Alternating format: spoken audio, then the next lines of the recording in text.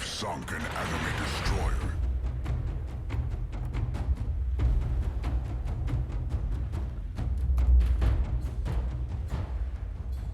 To them.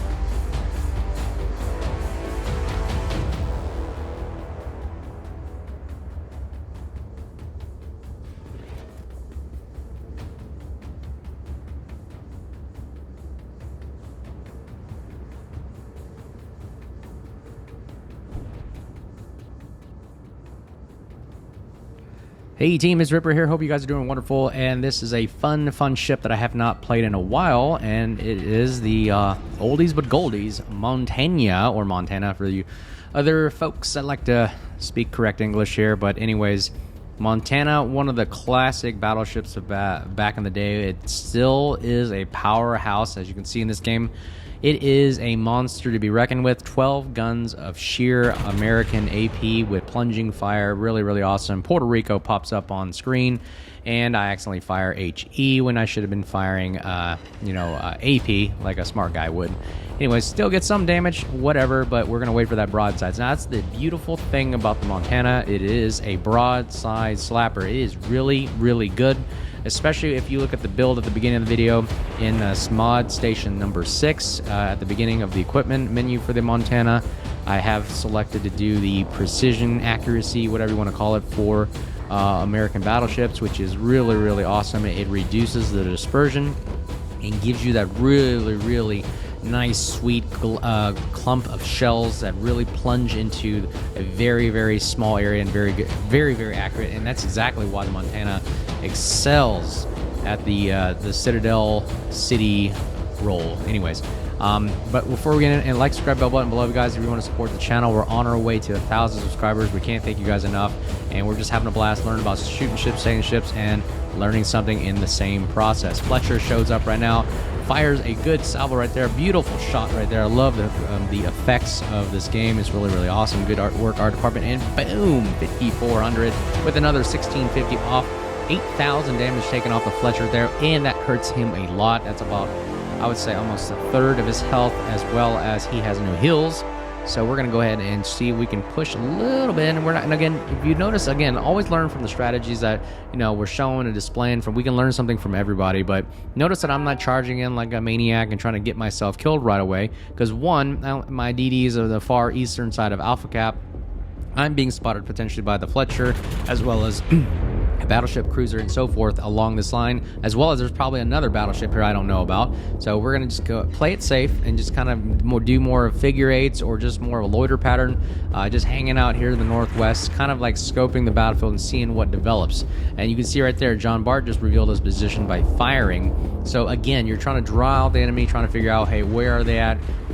Take a gander of what the battlefield looks like and make a decision based off that. Again, we didn't have to cap Alpha. I mean, our DD did it for us, so we're really, again, why am I capping him? A battleship should be more of a fire support thing. Armor on the Montana is really great. If you've never seen it or ever tried it, very good, superb armor, especially if you can take fire prevention, which in this build I've done it before. I used to do a secondary build, but right now meta doesn't support secondary pushing anymore. It's really with submarines, carriers, and burning down ships. It's just really difficult to do. We got a nice little broadside Puerto Rico over here, but also a broadside Jean Bart. Who do we select here? We're waiting for the guns to turn. And yeah, we're too busy running away, so let's just take a quick shot at an angled Puerto Rico. Now, even though he's angled, if the shells are correctly, and this plunging fire means coming in from the top. Ooh! And that is a great lesson right there. Splash one, by the way. RIP back to Porty.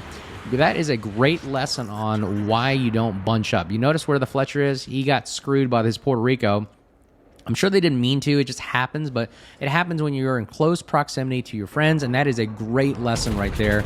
Do not clump up together. Keep spread out, just like in tactics and strategies you've always heard about. Stay away from each other.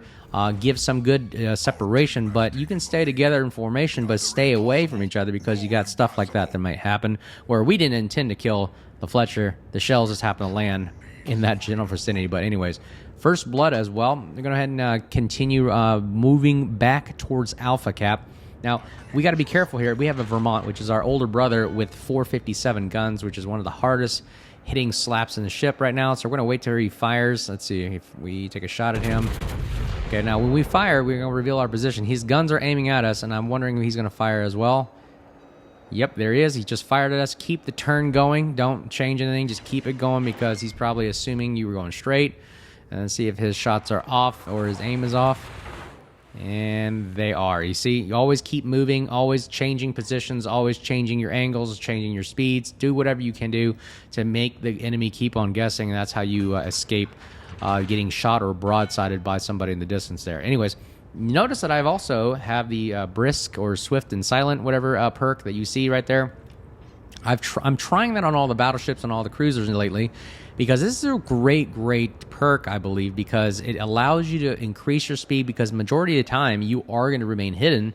So why not take advantage of the swift and silent and moving in the background, in the shadows, behind islands.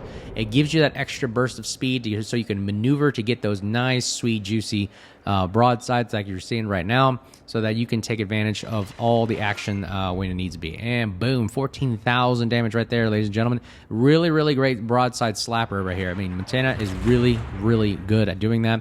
And deflecting. If you're angled against ships, this thing deflects ships really well. Ohio is the same thing. Great hull.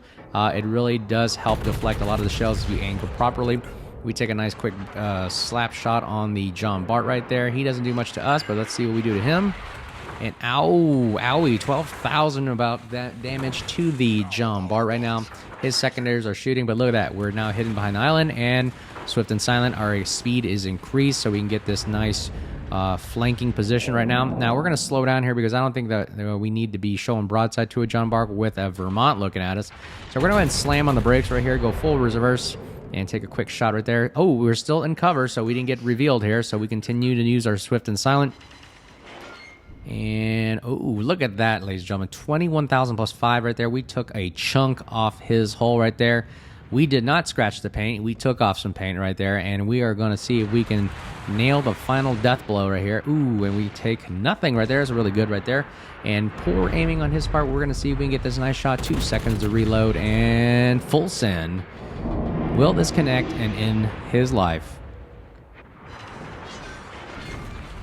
Boom, I do believe it does. Splash 2, RIP back to Porty. He is down, and now we can take on the John Bart unabated right now. And again, we're now hidden, and we've got our extra propulsion right there, keeping our guns aimed at the John Bart. And let's see how we go. Now, the knowing your enemy is the John Bart only has guns in the front, which means he's probably going to be nosed into us. But guess what? Montana excels at shooting into superstructures. It's really good, especially with plunging fire at distance.